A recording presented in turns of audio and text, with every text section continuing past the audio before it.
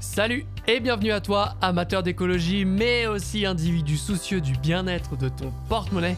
Je suis très heureux de t'accueillir dans ce nouvel épisode du podcast de la Terre dans les épinards. Cet épisode est un peu particulier car il est né d'un commentaire de Michael suite au dernier épisode de podcast sur l'impact environnemental du numérique. Merci à lui, du coup, de me fournir l'occasion de faire cet épisode. Dans son commentaire, Michael évoquait la problématique du cloud qui était essentielle dans son métier et dont il ne peut pas se passer.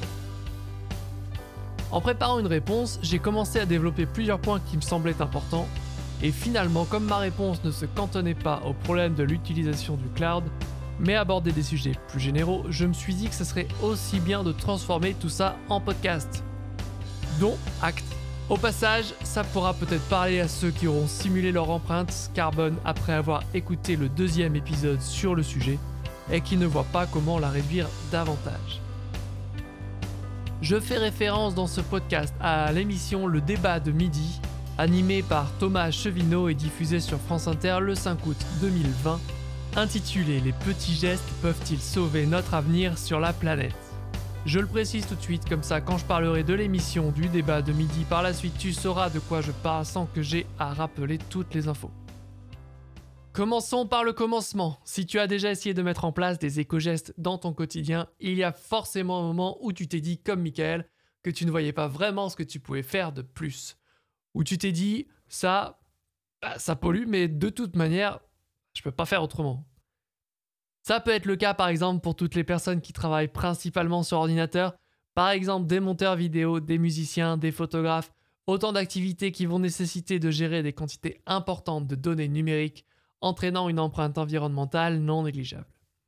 Mais ça peut aussi bien être le cas de personnes vivant à la campagne et qui doivent faire des dizaines de kilomètres en voiture pour aller faire des courses ou aller travailler. Difficile dans ce cas de faire l'impasse sur l'empreinte carbone du véhicule.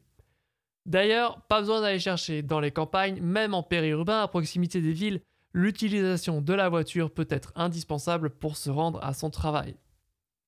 Et pourtant, le deuxième volet du rapport du GIEC paru fin février 2022 rappelle l'urgence d'agir en rappelant l'impact irréversible sur l'environnement d'une hausse de température supérieure à 1,5 degré, objectif limite fixé par l'accord de Paris en 2015 pour l'année 2100, alors que l'on est déjà sur une hausse de plus de 1 degré en 2022. Face à cette réalité, comment peut-on raisonnablement se dire qu'on ne va pas dans le mur si l'on ne change pas en profondeur nos modes de vie et de consommation ? Alexia Soyeux, du cabinet de conseil Carbone 4, une agence de conseil pour les entreprises sur la transition énergétique, et invitée de l'émission de France Inter, invite à remettre en question la notion de croissance, car on ne sait pas décorréler la croissance du PIB et les émissions de CO2.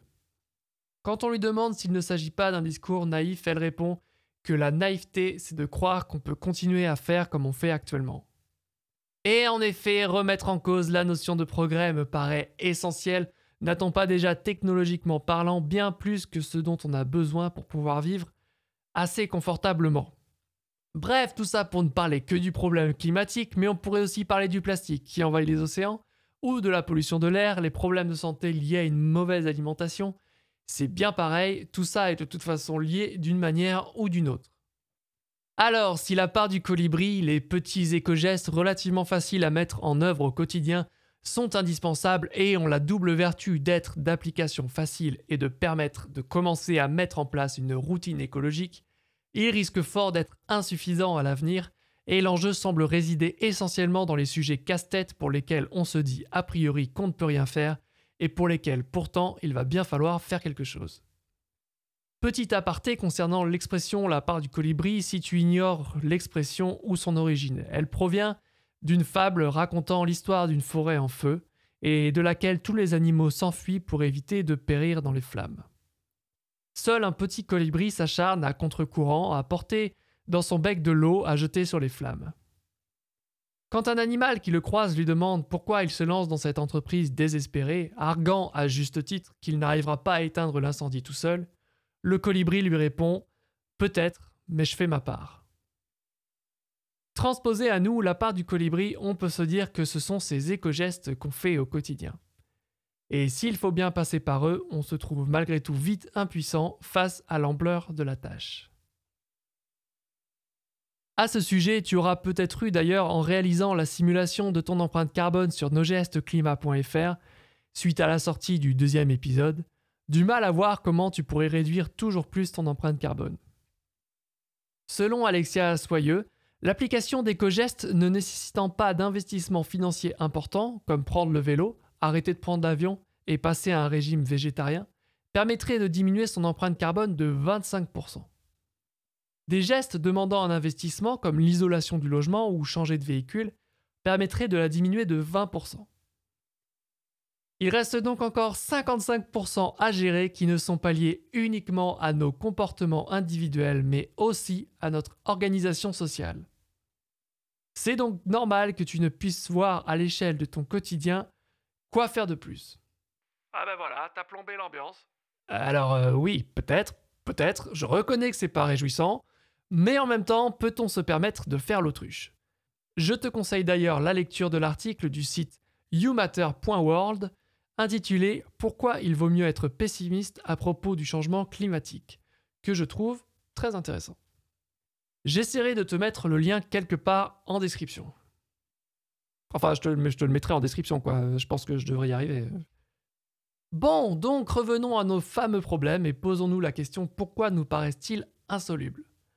On peut penser à plusieurs raisons. La première, ça nécessite un investissement financier non négligeable, par exemple changer de voiture ou améliorer l'isolation de son logement. La seconde, on ne connaît pas d'alternative écologique. La troisième, l'alternative écologique existe mais ne nous convient pas car elle nous oblige à renoncer à une certaine dose de confort ou à remettre en cause notre mode de vie, par exemple prendre le vélo au lieu de la voiture pour les petits déplacements ou mettre en place des toilettes sèches. Ou alors, elle dépend de notre organisation sociale, comme on l'a vu. Par exemple, devoir prendre la voiture pour aller en ville lorsqu'on habite à la campagne parce que c'est là où se trouvent les zones dynamiques. Enfin, dernière hypothèse, on fait tout le temps comme on fait tout le temps parce que, comme dirait à mon beau-fils dans Astérix et Obélix Mission Cléopâtre, oui, on a tout le temps fait comme ça. Eh bien voici venu le temps de ne plus faire comme on fait tout le temps.